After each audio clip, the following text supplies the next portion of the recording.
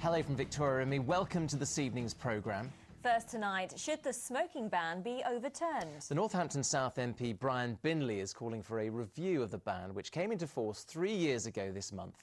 Mr Binley says it would help prevent the closure of more pubs and clubs, but doctors say the cost to our health and the NHS would soar if the law was reversed. Neil Bradford has this report. 5, 4, 3, 2, 1. Everyone, cigarettes out, please. This was the moment pubs and clubs changed forever. Since then, smokers have had no choice but to stub it out. 3 years since outdoor smoking areas became the norm, there are calls for a complete review from an asthmatic MP. I want to increase choice for the people who run the pubs and clubs to either allow smoking inside, provided they got the proper extraction, or not. So if a publican doesn't want people to smoke in his pub, he still has the right to say no. Health professionals say they've seen numerous benefits ever since. We've seen significant health benefits, reductions in myocardial infarctions, heart attacks, reductions in strokes, and then also, of course, for the NHS, we've seen significant savings in costs because of that from the reduction in admissions. The ban has also had an impact on business. Colin Keatley runs the Fat Cat pub in Norwich. For him, it's meant a change in clientele.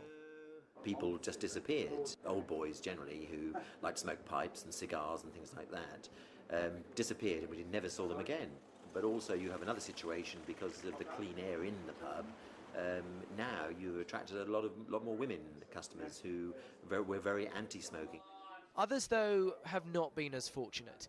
While there may be many other factors, East Anglia has lost more pubs than almost any other region.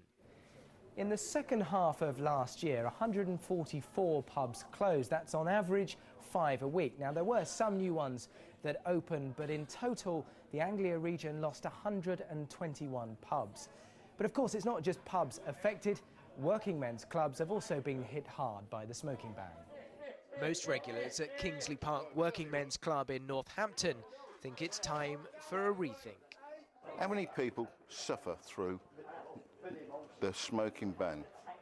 Not just the smokers, everybody. There should be special rooms for them where they can come in and smoke. Well, I'm quite happy with it, actually.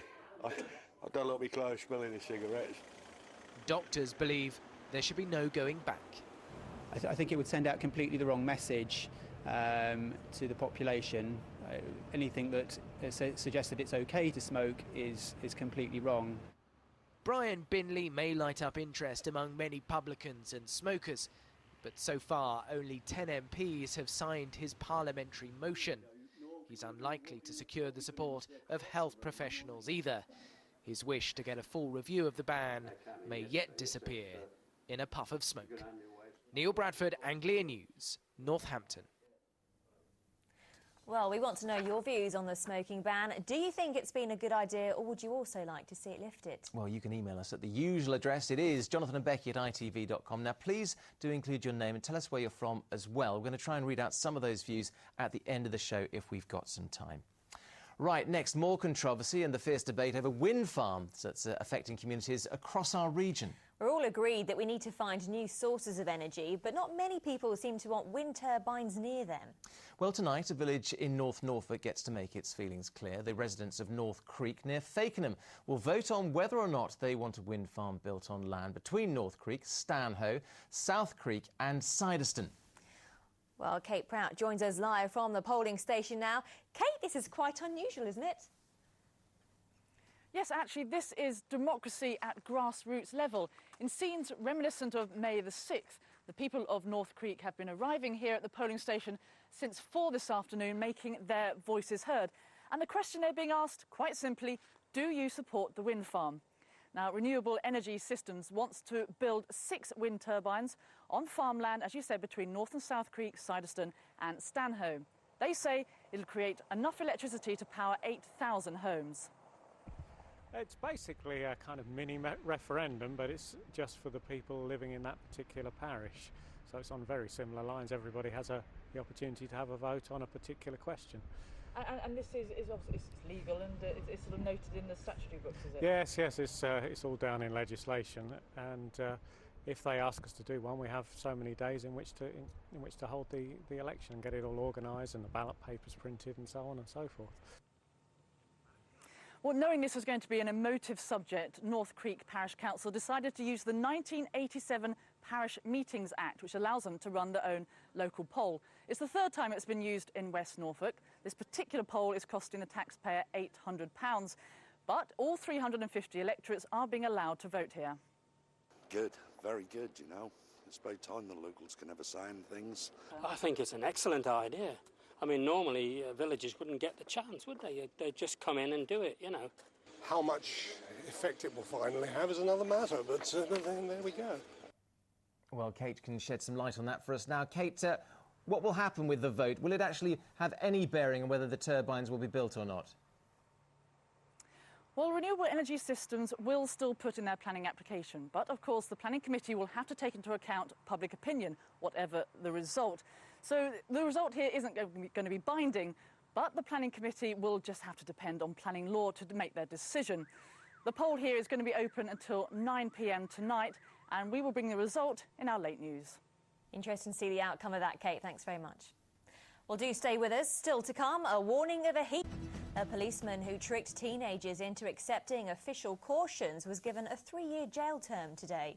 A judge told Norfolk Police Constable Dominic D'Souza that he had criminalised innocent people and was guilty of a pervasive abuse of power, all to meet detection targets and boost his promotion prospects.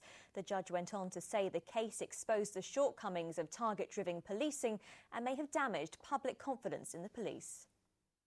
As soon as this came to light through our internal systems, we dealt with it very quickly, very robustly, and we identified it was just down to this single officer where this behaviour had been undertaken. So therefore, what we've done by acting quickly was actually congratulated by the judge in terms of the way we dealt with it. So I think it should actually increase people's confidence in our ability to deal with these matters. An inquest has opened into the death of a teacher from Cambridge Regional College who was trampled to death by cattle. The accident happened at Leachmere Farm at Fordham in Cambridgeshire on Saturday. 47-year-old Philip Whiting from Red Lodge in Suffolk was visiting a friend's farm when the accident happened. He leaves a wife and a son. The Health and Safety Executive is investigating the incident. The body of a soldier born in Great Yarmouth who died in Afghanistan on Monday has been flown home to the UK. Trooper James Leverett was killed when his vehicle was struck by a roadside bomb in Helmand Province. The 20-year-old was due to become a father. His body was repatriated to RAF Lynham in Wiltshire. Southend United Football Club have won another reprieve against a winding-up petition in the High Court over an unpaid tax bill of more than £200,000. Today's hearing was adjourned until next month, and the club has 14 days to prepare its case to avoid being placed into administration. Jonathan